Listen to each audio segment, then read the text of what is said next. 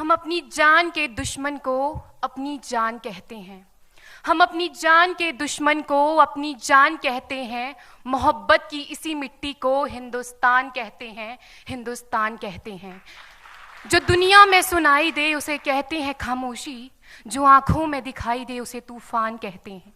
जो ये दीवार का सुराख है साहब, जो ये दीवार का सुराख है, चाइना, अमेरिका, पाकिस्तान साजिशों का हिस्सा है, मगर हम इसे अपने घर का रोशनदान कहते हैं, अपने घर का रोशनदान कहते हैं। परम सम्माननीय निर्णायक मंडल के सदस्यों, सभा में उपस्थित सभी गणमान्य व्यक्ति, मैं नेहा वर्मा देश प्रेम और राष्ट्र निर्माण के उपलक्ष्य पर अपने कुछ विचार आप सभी के साथ साझा करना चाहूंगी। आज़ादी का असली मतलब वही समझ सकता है जिसने कभी गुलामी की हो। हम सौभाग्यशाली हैं कि हमने स्वतंत्र भारत में जन्म लिया। यूं तो आज़ादी की लौ 1857 में ही जल चुकी थी, जो वर्षाल बनकर 1947 में हमारे देश को आज़ाद कराई। प्राचीन, मध्यकालीन और वर्तमान भारत के उदाहरणों से स्पष्ट करना चाहूंगी कि जब हम फिरंगियों के फेरे में फंस गए थे तो रंग दे बसंती चोला की एक आवाज पर टोलों के टोले उमड़ आते थे और उनके वंदे मातरम के नारों से खून में आने वाला 5-5 डिग्री का तूफान अंग्रेजी शासकों की जड़ों में तूफान ला देता था। लोग मर जाते थे, मिट जाते थे, फांसी चढ़ जाते थे, तो वो भी अपनी देशभक्ति साबित कर रहे होते थे, क्योंकि ये उस दौर की देशभक्ति की कसौटी थी।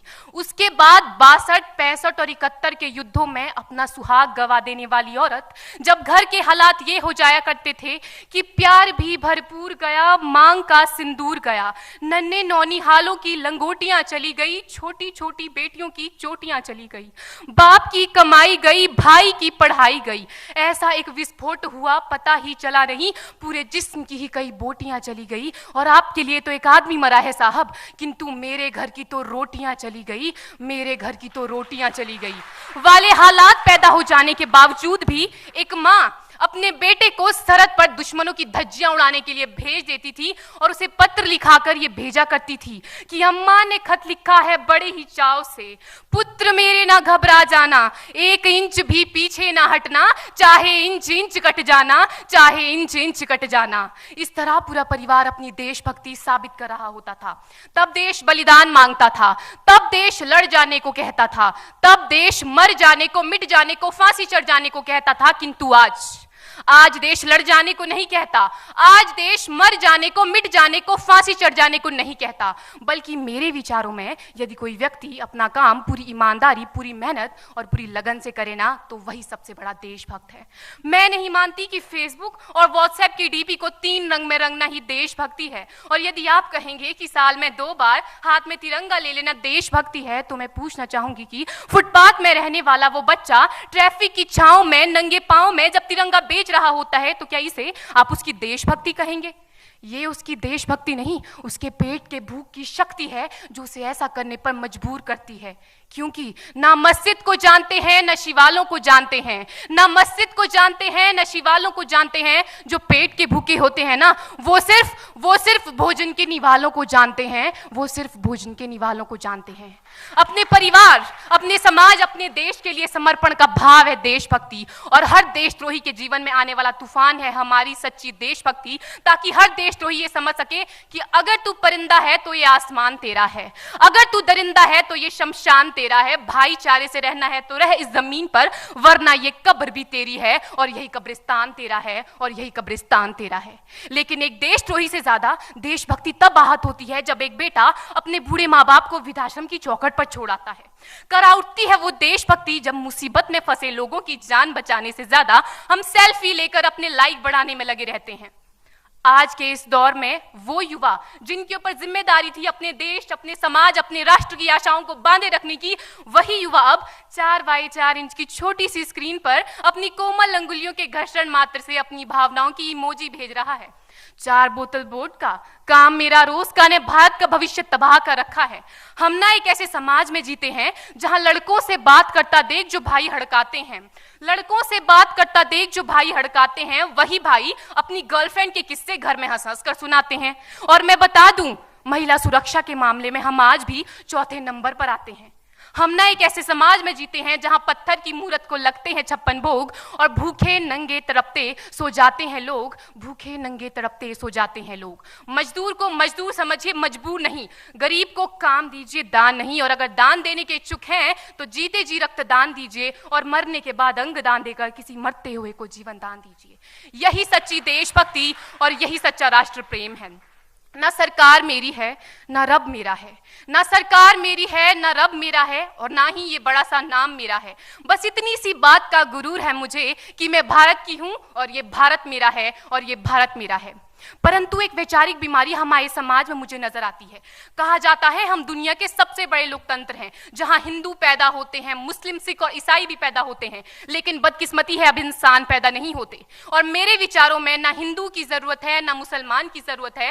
राष्ट्र निर्माण के लिए केवल अच्छे इंसान की जरूरत है, केवल अच्छे इंसान की जरूरत है। जरा सोच कर देखिए, ये पेड़ पौधे और शाखाएं भी परेशान हो जाएं अगर परिंदे भी हिंदू और मुसलमान हो जाएं।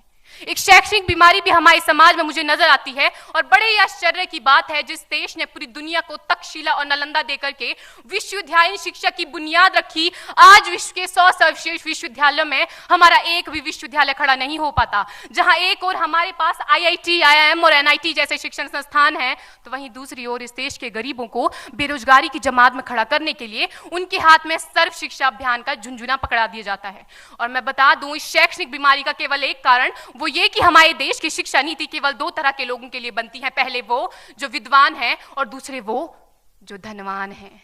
इसी तरह की कई गजब की बीमारियां हैं, और इन बीमारियों की जो जड़ है ना, वो हमारा अंधविश्वास। और मेरे विचारों में जब तक इस देश का युवा अपनी सफलता के लिए मंदिरों में जा जाकर नारियल फोड़ फोड़ कर भगवान को रिश्वत लगाता रहेगा, हमारे समाज का शिक्षित वर्ग ही बिल्ली के रास्ता काटने पर खड़े हो जाना, अपने धर्म अपनी जाति को ऊंचा मानकर दूसरों के धर्म की अवहेलना करता रहेगा, तब तक ना तो इस देश से अंधविश्वास खत्म होगा और ना ही हमारा राष्ट्र निर्माण संभव होगा।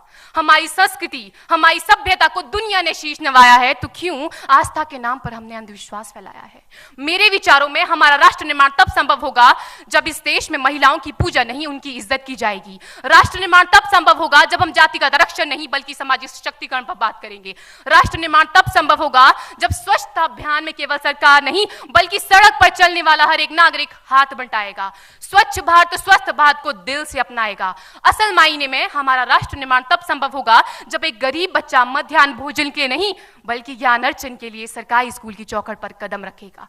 और हमारा राष्ट्र निर्माण तब तक संभव नहीं होगा जब तक एक नागरिक नैतिक रूप से सटीन, चारित्रिक रूप से भ्रष्ट, मानसिक रूप से दिवालिया, धार्मिक रूप से अंधा, राजनीतिक रूप से गंदा, स्वैच्छिक मान मूल्यों के आंकड़ों में जिन्न शिन्न पैपंदमयी अखंड भारत को खंड खंड करता रहेगा, तब तक हमारा राष्ट्र निर्माण संभव नहीं होगा। बड़ी बड़ी बातें नहीं, छोटी छोटी कोशिशें करनी होगी, क्योंकि ठोकर हमें पहाड़ से नहीं पत्थरों से लगा करती है।